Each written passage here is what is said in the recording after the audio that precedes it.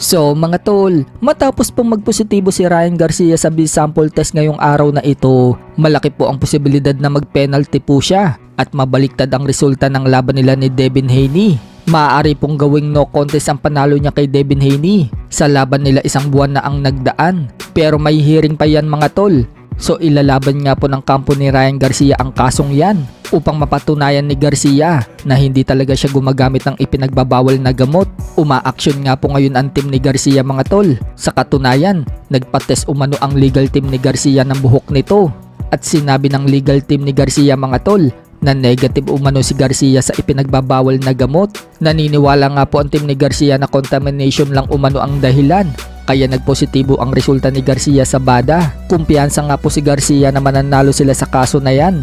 Banat ni Garcia mga tol, I beat the case like orange juice. Samantala, nagbigay naman ng reaksyon ng tatay ni Devin Haney na si Bill Haney sa pagpositibo ni Garcia sa B-sample test. Ang sinisisi nga po ni Bill Haney mga tol kung bakit nagpositibo si Ryan Garcia ay walang iba kundi si Floyd Mayweather Jr. Si Mayweather daw kasi ang kasakasama ni Garcia, kaya suspecha ni Bill Haney si Mayweather daw ang may pakana.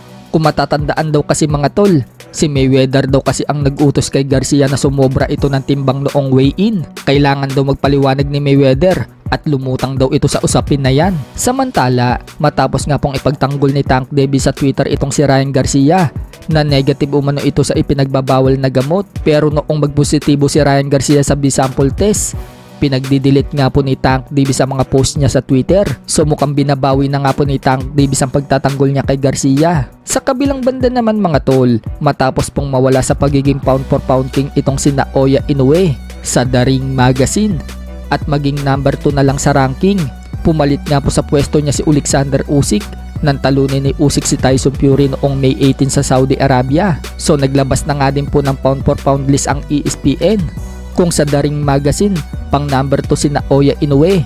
Pagdating dito sa ESPN mga tol, binagsak si Inoue sa pang number 3 spot. Nangunguna naman si Alexander Usyk, habang pangalawa si Terence Crawford, pang-apat naman si Dimitri Bivol, pang-5 si Canelo Alvarez, pang-6 si Arthur Beterbiev, pang-7 si Gervonta Tank Davis, pang-8 si Shakur Stevenson, pang-9 si Jesse Bam Rodriguez, at pang-10 naman si Teofimo Lopez. Sa ibang banda naman mga tol, Mark Magnifico Magsayo may panawagan. Sinabi nga po ni Magsayo mga tol sa post niya, huwag nyo pag-awayin ng mga boxer para meron lang kayong mai-content.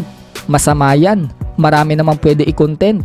Ensayo lang kami at laban para sa pamilya namin at para sa bayan.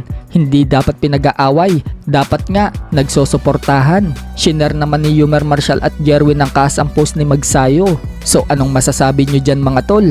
Nakalakip nga po sa post ni Magsayo mga tol ang picture niya, kasama si Jonas Sultan at Casimero. So parang ang ipinaparating ni Magsayo dyan mga tol, pinag-aaway itong si Jonas Sultan at Casimero.